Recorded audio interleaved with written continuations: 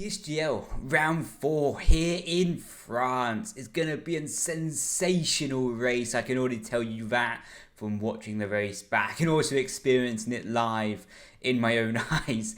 But it's all going to be about slipstream, and it's going to come down to the final few laps being good. Track position is going to be critical. I'm also going to be trying a different video format this time. So I'm not going to be showing Q1, Q2. I'm just going to be skipping all the way straight to the action, straight to the important stuff in Q3. So let me know in the comments section if you prefer this format, what's much more intense, focused on the real action, not so much the build up. But we're not going to be cutting anything out of the race. The race is going to be awesome. There's going to be crashes. There is going to be wheel-to-wheel racing, and there's going to be a dramatic finale. If you already watched the race on the live stream, you're going to know what I'm talking about. But if you haven't, stay tuned until the final lap, and you're going to see a dramatic end to my race. But I'm going to leave that for you to watch out in your own time. But for now, let's get into qualifying. Let's get into Q3. You can see now coming on to our final lap in Q3, I decided to edit out Q1 and Q2 from this video because I want to make the action of this video a lot more intense, so you can see a lot more action in a shorter period of time. I think to make a better video, but coming down to turn 1, open up all the track on the right hand side, avoid the yellow curbs on the inside, but use up all the curb on the right hand side, short shift to stick if you do need it.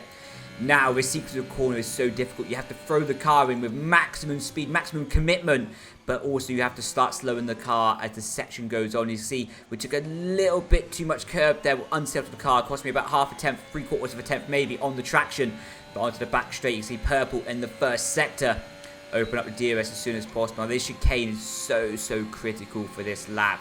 You have to nail the braking zone. You're arriving at 200 miles an hour and braking 1-2 meters late can compromise you so much. You can see running wide, we did brake 1-2 meters too late there, and that cost me around 1.5 on that sequence of corners. We was able to hang on to it quite well and compromise the mistake and lose even more time. So it was a good recovery in that aspect there. You can see 3/4 of a tenth down coming into the final sector of corner. You can see running through this corner, get the car rotated, short shift through the gears to pick up the best traction. The rear is pretty loose there. Pretty sweet corners. We gained about 1/4 of a tenth back on the delta. Now on the exit, pretty sweet again. You can see now level on the delta into the final 2 compounder corners. You can see coming through here, locking up the rears.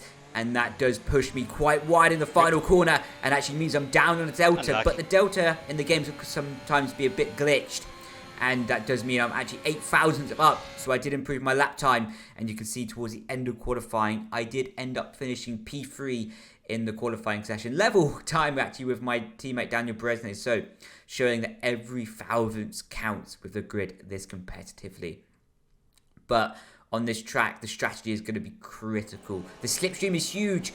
The ability to overtake is pretty easy. Thank you. All things considered, you can see lining up P3. But my strategy, of course, is going to be starting on the soft compound tyres and then going to the mediums later. I set my car up completely for that medium stint to maximize the pace there. And you'll see later, my pace on the mediums is sensational. And then I'm going to struggle a bit more on the softs as a comparison to that. But on the grid now, critical to get a good start. 1 light, 2 light, 3 lights, 4 lights, 5 lights, and lights out, and away we go. See, picking up a sensational start, getting past Wilson straight away. Babari gives the slipstream to Wilson, so helping out a bit more there, but we're going to be late on the brakes. Dive down the inside, get the move done. But you can see now into P2, so really critical start. P2 is the best place to be on this track. The dirty air is not that huge. It does give you a little bit of understeer, but definitely the slipstream and DRS is a huge advantage relative to the small compromise of having dirty air. You can see onto the back straight for the first time. You can see short shifting as well, because my strategy as well was to save the tyres and give myself the best opportunity towards the end of the stints as well, the end of the race later. But you can see weaving on the straight a little bit just to tell Bari, hey look, I want to work together in this opening stint, because we know that we have people like Jarno Opner who are starting on the mediums who got knocked out in Q2.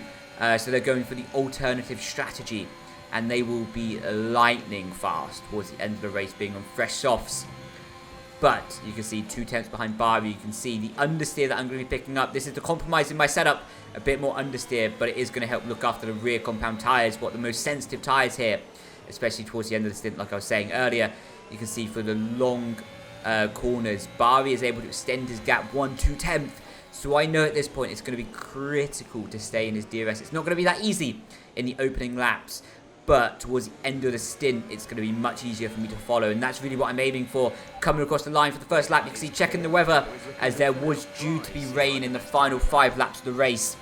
So we're going to have to keep an eye on that. But lap 8, and this is really where the pit stop strategies are going to start to unfold. My teammate Daniel Brendon, who I think was running P5 or P6 in the train, already did the pit stop last lap. So he's undercutting us at the moment. So we need to react to that. Bari up ahead, you can see really we've got better grip now. We've got a better car underneath us, and that's due to the setup that we made the compromise for. So hurt us a little bit in qualifying pace and hurt us in the early phase of the stint, but it's massively helping us right now. You see box coming through the pit lane, making sure we stay in between the white lines, critical, but slowing it down just about getting it there.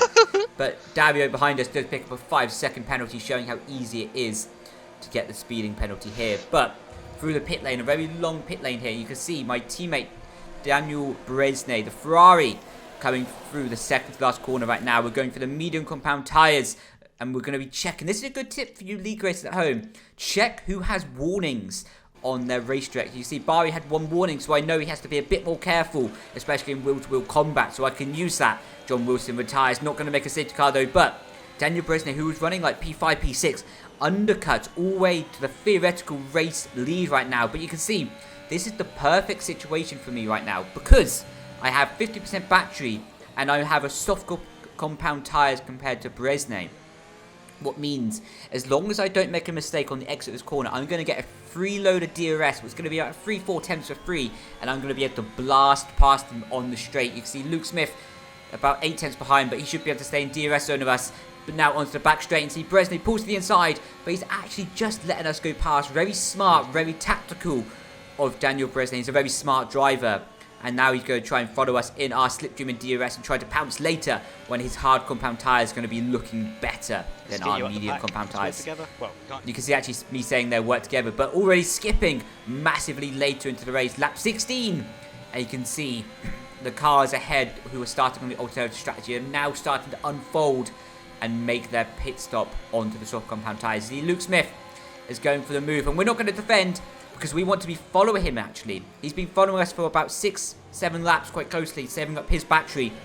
But now it's our turn to follow. But it's really critical because Bari's going to be attacking us as well. Being P3 in this train means you're pretty much hopeless. But being P2 is the best opportunity possible to pounce and overtake and take the lead when you're ready to. But you can see bit of oversteer. Bari's really pushing me quite hard for that compound, through that corner there. But you can see now Bari's going to the outside, and I'm using a bit of battery. I don't want to be using this battery. You can see squeezing him all the way to the white line because I want the slipstream off Luke. But now through the fast right-hander, side by side, you can see Bari just turns into us in a straight line, making it 3 wide. And that does, in fact, give me front wing damage from that contact there. You can see now side by side with Bari, and with that understeer that I was getting from the front wing damage, I wasn't making the compromise in the corner necessary to get the car rotated. That's why I sort of went wide. And you can see me saying that you can't turn into me on a straight, what I do agree with, and did really compromise my race, that giving me the front wing damage. But that's all in the past. That's racing. Right, there wasn't space. Just turn into me.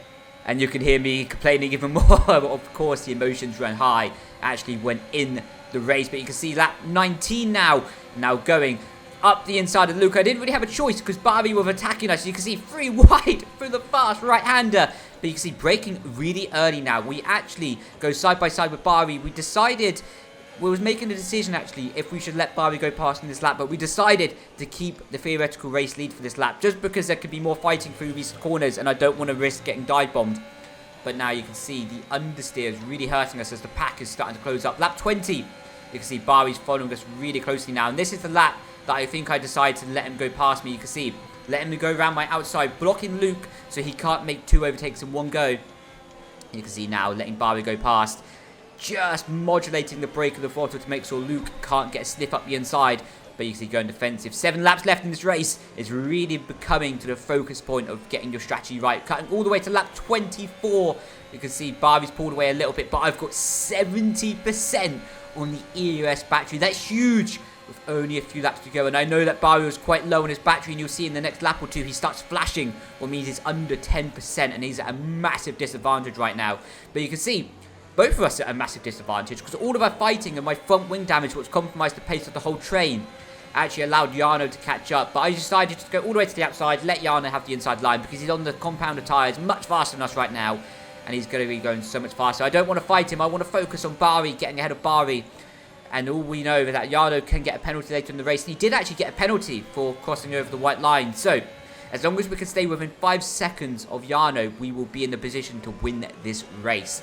With only 3 laps to go, it does look quite likely. But now, we've got Bari and Nicholas. Nicholas and Bari were in the same Discord call, so they will be working together. You can see actually get hit hitting before, man? by Nicholas at that exact moment as well. But now, lap 26, we've got Alvaro and Jake coming at us on the fresh, soft tyres. You can see Jarno 2.4 seconds up ahead, showing the pace advantage of those tyres. You can see me getting quite flustered because I know how critical this lap is.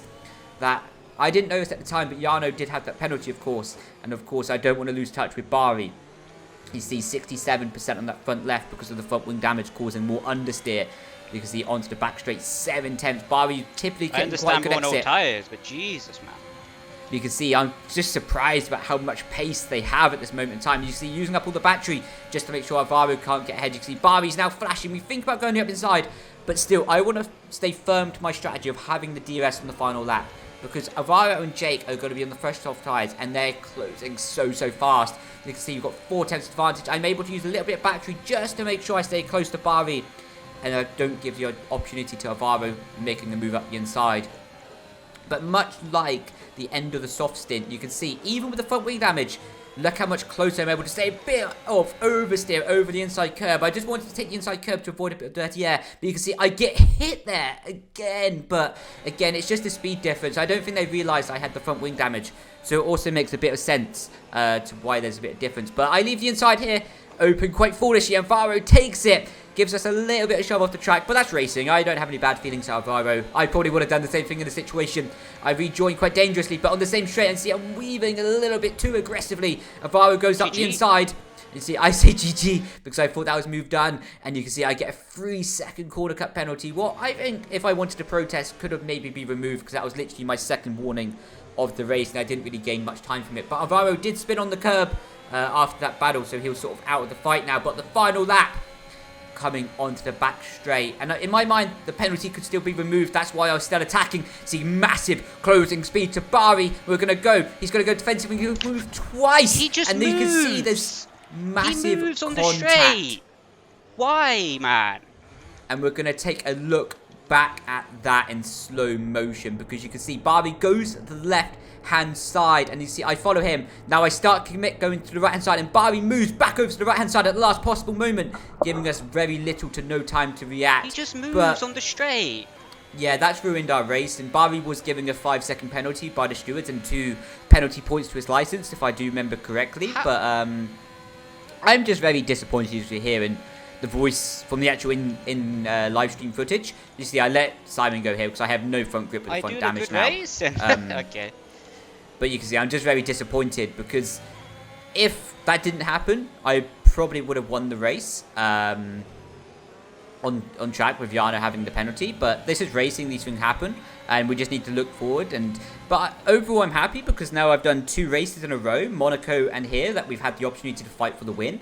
So the pace is really looking strong, and like I say, the main objective of doing PSGL was to get ready for F1 esports, and I really start to feel I'm performing at a really high level again. So I'm feeling confident within myself, and I feel like we're really starting to push forward, although the results on track don't really show that because we've had Silverstone outside the top 10, and now we've had this race outside of the top 10, but like I say, that's racing, and overall it was a really fantastic race, really good momentum for me going forward into Hungary.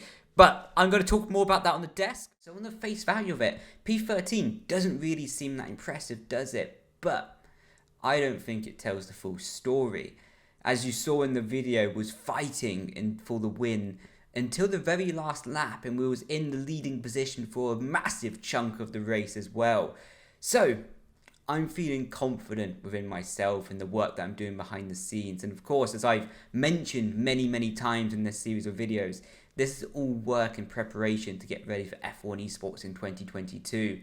And I'm really feeling like I'm making good progress myself mentally, physically, and all of the preparations that I'm doing behind the scenes to be at my best fighting shape. My championship winning standards are going to be back for 2022, and I'm really looking forward to it. So I'm going to leave the links to my socials down in the description of the video. Check out my Instagram, especially for my day-to-day life, and see what I'm doing in my preparations. But make sure you like, subscribe to the channel, and I'm going to see you in the next video. For now, ciao, have an amazing day, and I'll see you next time.